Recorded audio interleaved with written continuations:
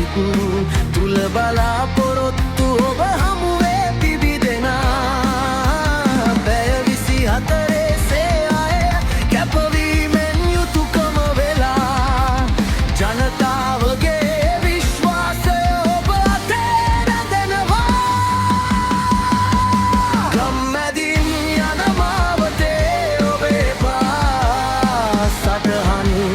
ජනතා සේවයේ දිවියමයි ඔබගේ වටිනාකම් දුක සතුට අතර සැනසුම දෙන ග්‍රාම සේවා නිලධාරීවරුනි සෑම ගමකටම ආලෝකයයි රටටම වටිනා සෙවණැල්ලයි